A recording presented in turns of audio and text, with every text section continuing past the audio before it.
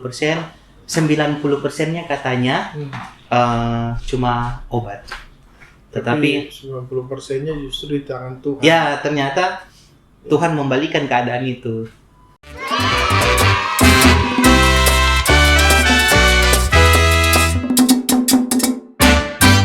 Dan keadaan itu dorang bilang 5 hari mau sadar nih Kak. Iya. Tiba-tiba itu kan setengah 12, setengah 6 sore. Iya. Papi itu menunjukkan reaksi peningkatan kesadaran secara teori kedokteran dari koma ke delirium, dari delirium ke sampai dikompomentiskan kesadaran penuh itu kompomentis. Nah, sampai di taraf tingkat-tingkat itu menunjukkan reaksi-reaksi sehingga orang panggil lagi. Dek sini, Papa tadi jam 5 kok mulai mau sadar-sadar mau cabut ventilator. Cuma itu kok pengaruh obat. Itu selalu bahasanya. Pengaruh obat. Tapi dalam hati kita bilang ini sudah dahsyatnya Tuhan. Iya. Itu hari Sabtu malam Minggu. Hari Minggu siang enggak itu sadar total. Sadar total, keluarga kunjungi sudah yang mungkin Kak sempat masuk. Iya. Sempat masuk itu sudah Ibu Gembala masuk juga. Sudah kesadaran penuh. Terus kan dokter bilang ini nanti Bapak dari HCU turun ke ICU dulu nih. Ternyata itu protokol garis hitam. Iya. Jadi ternyata di HCU itu ada protokolnya hanya berapa hari. Iya. Terus dari berapa hari kalau nggak sadar ya minta maaf begitu no. Ya harus dicabut alat berarti kemungkinan sudah tidak bisa kembali penuh kesadaran. Ya orang harus pasrah no seperti itu. Ternyata Tuhan buat cuma 6 jam bisa sadar. Kemudian dari ruangan turun tingkat dari HCU katanya harus ke ICU baru ke rawat inap. Ternyata Papi dari HCU langsung ke rawat inap. Yang orang sampai keluar shock. Kenapa keadaan ini sebegini dong dok? Katanya dokter, orang sampai bilang dok, katanya harus ke ICU dulu. Kok ini langsung ke rawat inap yang notabene-nya ruangannya sudah ruangan kamar seperti biasa, cuma bedanya ada perawat, ada oksigen dengan tempat tidur pasien. Terus dokter bilang, iya ternyata bapak kondisi bagus, bapak kondisi kuat, jadi boleh langsung. Dorong bilang begitu. Hari Senin langsung masuk, langsung rawat inap. Hari Selasa kan dipasang infus Kak, ada yang masuk di hidung, ada yang makanan yang dipasang di sini, sama kateter. Terus ada yang di sini untuk sedot cairan kalau ada cairan infeksi. Hari Selasa itu yang di sini kan itu dipasang dibelah Kak. Uratnya dibelah terus dimasukin selang untuk makanan.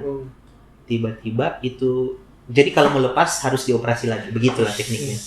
Tiba-tiba itu keluar Kak. Terus Papi kesini itu nggak ada luka sama sekali. Seharusnya ada pendarahan. Pendarahan karena pembuluh darah sini kan pembuluh darah jugular, jadi lumayan besar. Jadi kalau dia bocor, asumsinya bisa keluar darah banyak. Tapi keadaan itu enggak. Terus itu kita saksikan dengan mata telanjang itu keluar sendiri. Sampai dokternya tanya, ini dibikin bagaimana? Kenapa? Ini betul bukan orang yang cabut? Enggak dok, orang enggak. Mana mungkin orang mau bikin mati itu? Orang bilang begitu. Mana mungkin? Terus keadaan itu dokter heran. Iya, dorang heran. Sampai akhirnya DP hari Rabu dokter ceritakan semua waktu di meja operasi yang bilang sudah 0. Terus ya sudah tekanan darah semua sudah menjurus ke 0. Sudah enggak bisa itu. Tapi mujizat Tuhan terjadi. Nanti orang udang khusus. Ternyata semua itu Tuhan buat di balik sebuah protokol yang terlambat. Jadi di balik manusia mungkin menilai itu sebagai suatu kesalahan, tetapi kelalaian, tetapi Tuhan mengubahnya menjadi sebuah cerita untuk menyatakan kemuliaan. Kalau memang dari awal sesuai prosedur kan ceritanya ya bisa saja. Kita juga nggak pernah tahu kan. Tuhan punya 1001 bahkan lebih skenario untuk menyelamatkan kayak kita. Hal-hal begini terjadi kayak disadari saat itu terjadi. Karena itu ayat itu kan bilang Allah turut bekerja, Roma 8:28. Kita tahu sekarang bahwa Allah turut bekerja dalam segala sesuatu.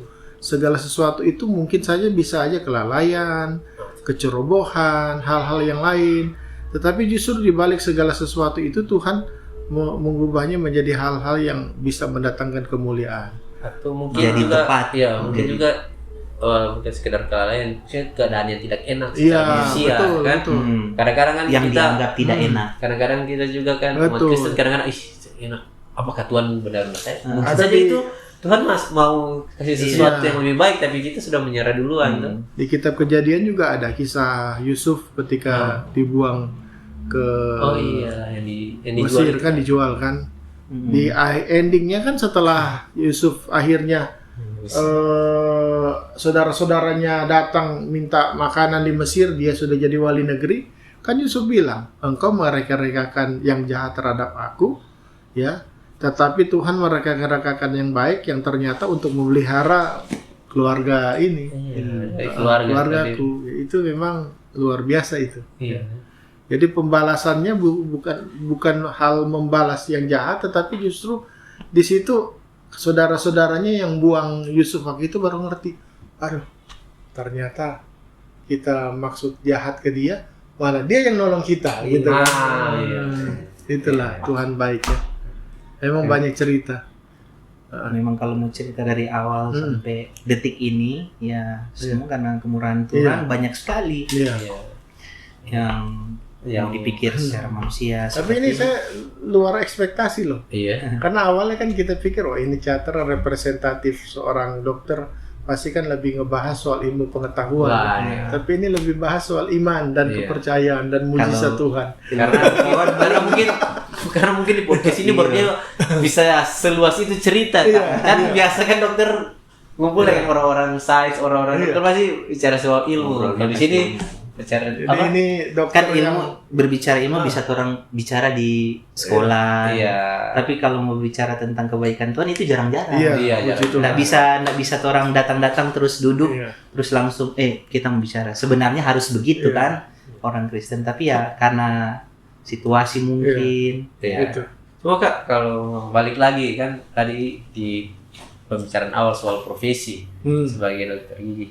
Ada juga kan oknum-oknum yang kayak dokter gadungan apa tukang gigi atau salon gigi begitu yang secara spesifik sesuai dia punya profesi.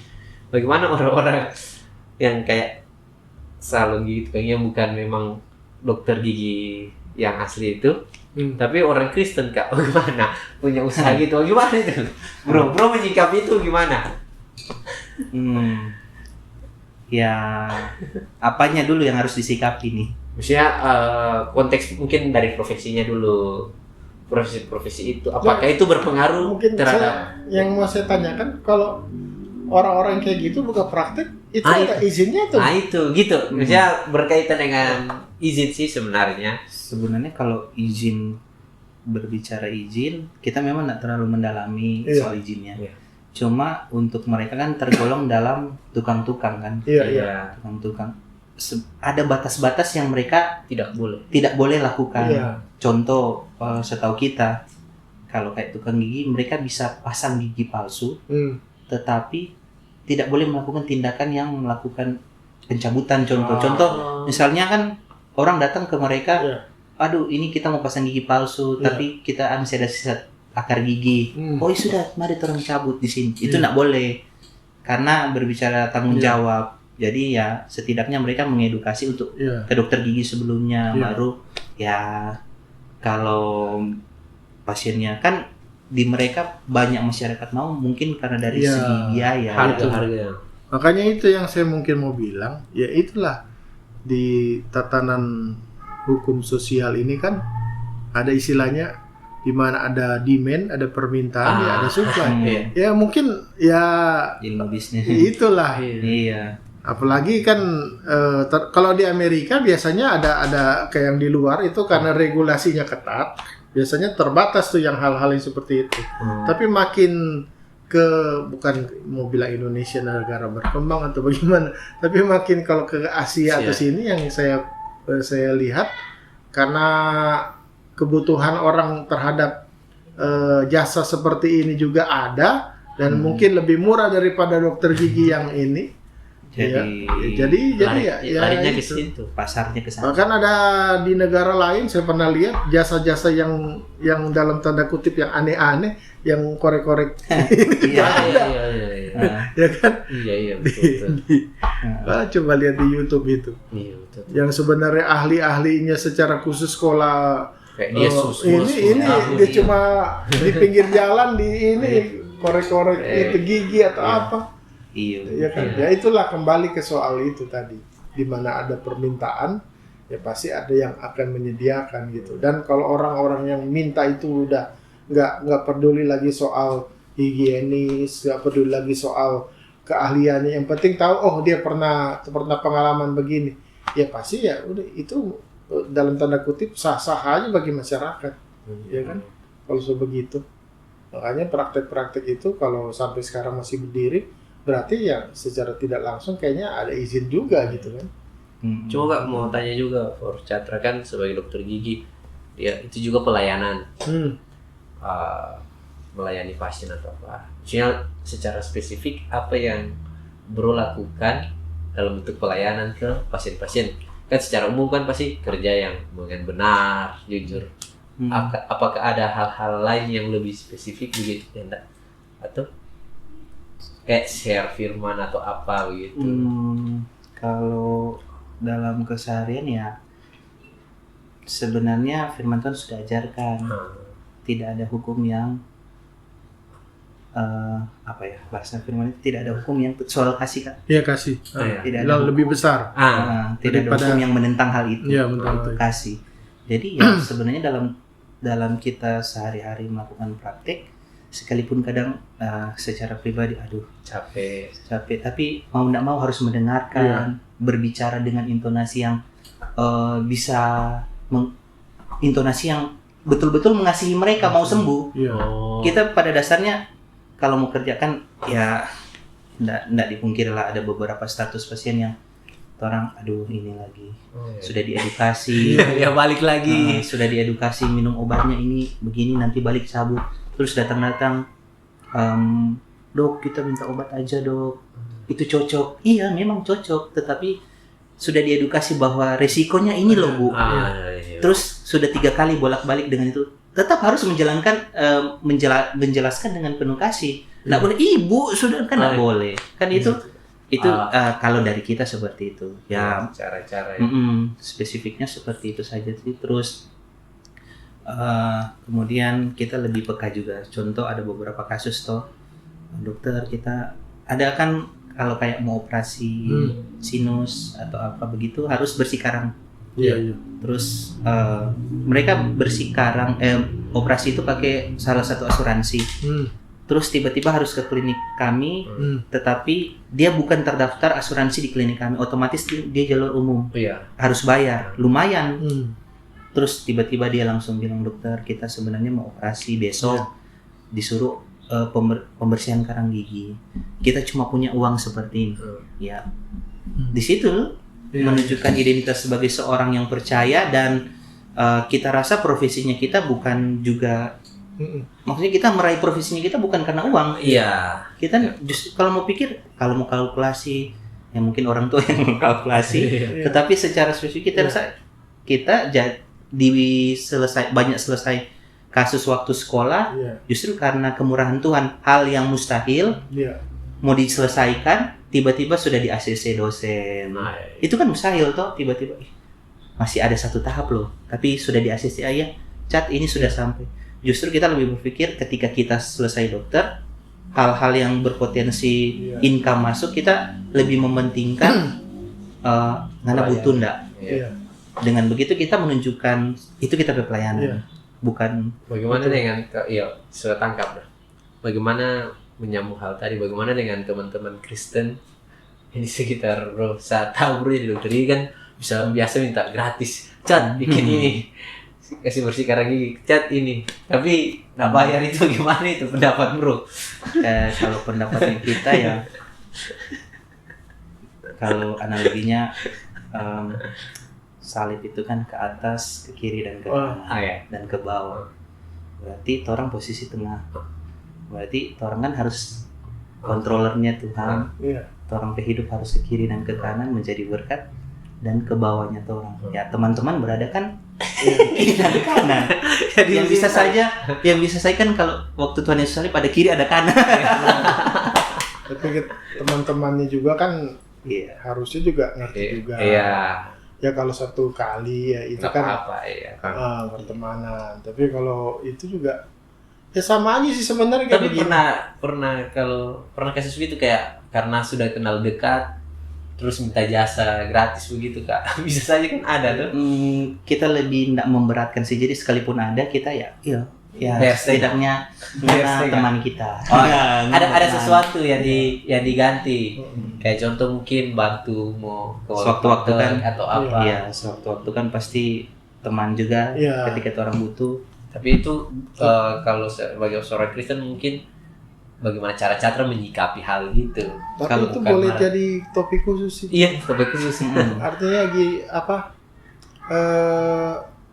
torong pe stigma, apalagi orang-orang Indonesia khususnya orang Sulawesi Utara ini kan kalau sobat temang sudah relasi so ini semua nanti kalau orang itu masa mana bertemang di Iya justru betul. kalau orang Barat budayanya beda.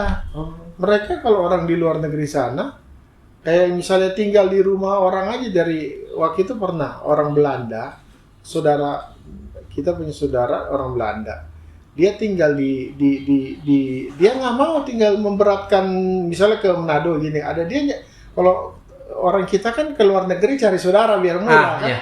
Dia justru sebaliknya, dia mau di hotel, dia mau ini, dia sudah spend sudah kayak saya ke luar negeri itu saya mesti pengeluaran saya untuk hotel berapa hari, dia sudah ini. Nah kalaupun dia dipaksa oleh keluarga, dia pertama dia mau bayar, orang Indonesianya tersinggung, saudara, masa kamu mau bayar?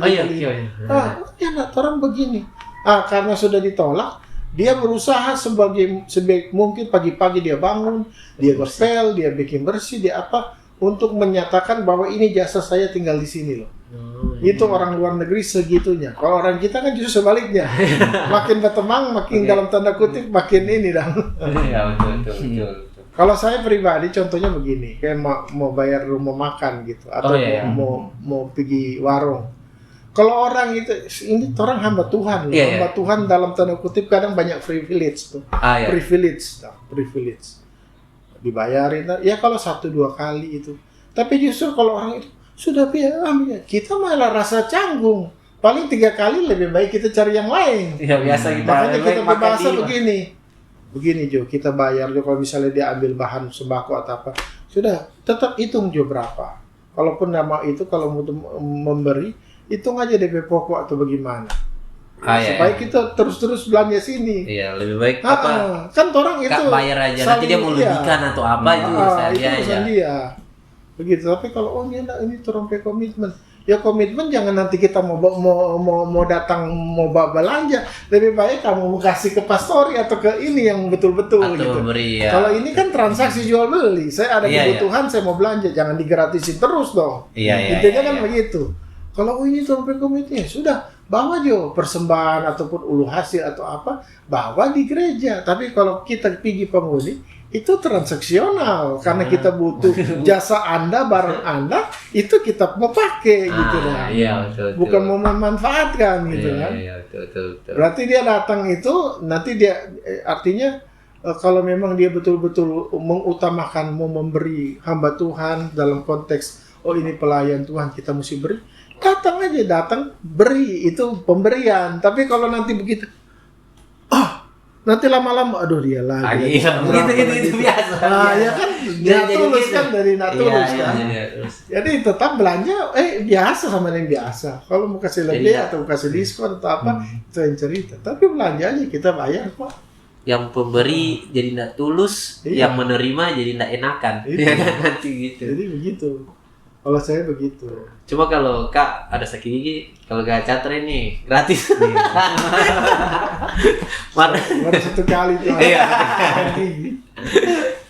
Tapi begini, mungkin ke depan juga ya sebenarnya kalau konteks pelayanan dalam profesi begitu kan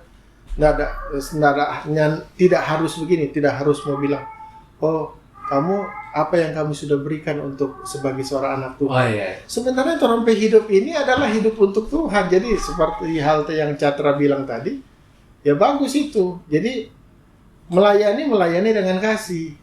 Kalau melayani nanti dibikin event tertentu, ya itu kan ada itunya, ada ujung-ujungnya biasanya. Tapi tidak ada salahnya juga sih kalau kita mau bikin dalam rangka misalnya orang cuma hamba ini nanti bikin kerjasama atau apa, iya. bisa juga kan? Bisa saja bro, nanti dengan Kak Roland cuma hamba dengan bro boleh kayak sosialisasi tentang kesehatan atau apa di daerah mana, itu sobat.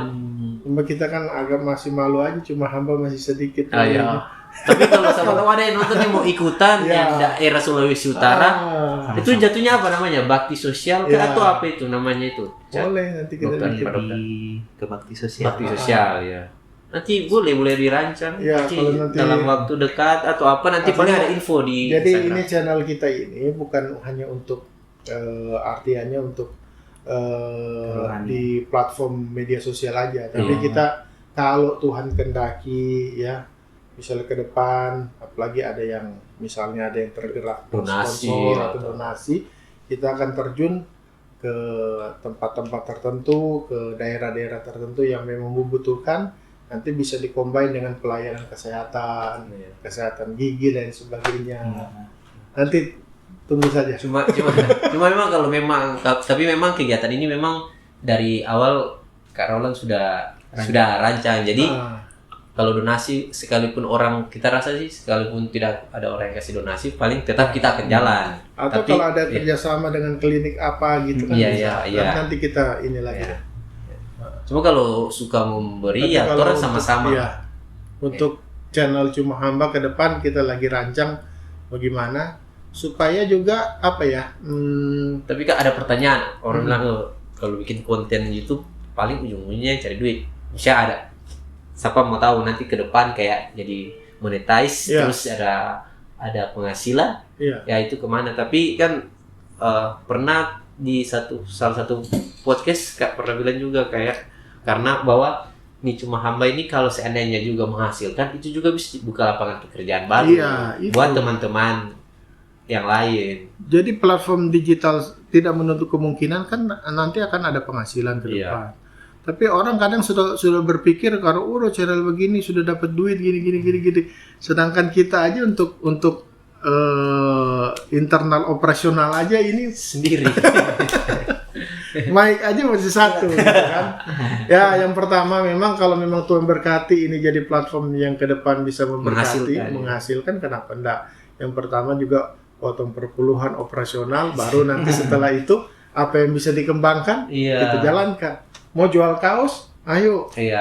Apalagi merchandise. Ada sponsor misalnya, kita jalan ke pelayanan mana gitu nanti. Ayo kita lakukan donasi. Nanti bikin apa? Kan sudah ada ya, Saweria ya. Sudah ada link, bisa langsung nanti ke depan lah. Bisa donasi. Yang pasti begini, teman-teman, yang pasti apapun yang dihasilkan ke depan, misalnya untuk ada yang Saweria atau yang ini memang di note-nya itu memang untuk pelayanan, kita tidak akan pakai untuk personal. Itu nanti tetap akan disalurkan. Ada laporannya. Ya, kalau memang ada yang bilang ini untuk pelayanan ini gitu. Nanti dari Saweria itu juga mungkin nanti ada kegiatan atau ada gereja atau ada personal yang minta bantuan mungkin untuk biaya operasi sakit, kita nanti bisa bikin buka jadi dalam 1 bulan itu mungkin cari dana untuk pengobatan seseorang. Jadi sudah ada link. Jadi mungkin ini salah satu donatur pertama ini. Nanti dipertanggungjawabkan. Ini fungsinya media adalah open ini kan. Kita bisa saling mengawasi dan saling memberikan laporan. Itulah. Cuma mungkin untuk sesi ini boleh tutup. Selama mungkin sebelum tutup, Catra mungkin ada pesan buat anak muda,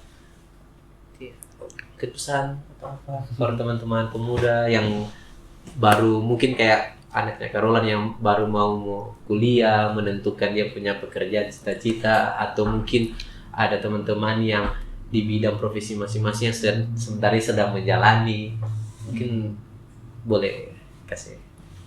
Iya, untuk teman-teman yang mungkin saat ini masih ragu cita-citanya, Kang. Iya. Ya, tetap terus berdoa, kemudian tanya Tuhan mana yang terbaik untuk ke depan. Karena seperti kita dulu memiliki cita-cita A, ternyata yang Tuhan bawa ke B, dan itu yang menjadi yang terbaik buat kita.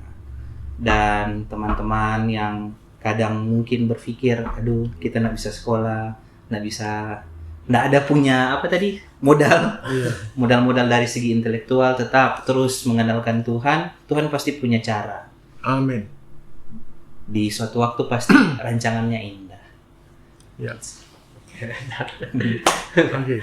Ini makin kesini udah berapa episode kita ya? 10-an ya? Sudah 12. 12-an ya. Ya, makin kesini kayaknya udah mulai terkonsep bahwa cuma hamba memang kita ini hamba, tetapi kita ini dibekali dengan berbagai keahlian, bisa jadi pelayan Tuhan, jadi alat Tuhan tadi ya kan, di mana-mana tempat. Nah, dalam hal ini konteksnya dalam hal kedokteran gigi. Luar biasa ini. Jadi nantikan terus episode selanjutnya. Nanti banyak hal-hal yang lain yang akan kita explore berkaitan dengan esensinya kita ini hamba, tapi tetap hamba yang bisa menjadi alat bagi kemuliaan Tuhan. Ya. Mungkin lagi Kak, boleh komen apa ide itu. Teman-teman profesi apa mungkin teman boleh komen. Ya. Topik berikutnya. Bisa juga nanti kalau ada teman-teman yang mau kasih saran ya, untuk misalnya apa ini mau dibahas, diulas nih untuk hal profesi pelayanan ataupun hal-hal yang lain ya, untuk fenomena yang terjadi sekarang. Muda-mudi juga ya, apa LSD, Love, Sex and Dating. Oh, iya. Nanti ada pakarnya. Kita pikir LD. Mau bahas perpuluhan juga. Sebenarnya kita udah take yuk gitu ya. Nanti berikut deh akan diambil. Oke. Mungkin itu terima kasih. Ya. Sampai Siapa jumpa. Closing karena. Oh, itu juga Kak, apa? Tagline aja, closing tagline. Nanti kita bilang cuma hamba, bukan. Oke. Cuma hamba, bukan hamba.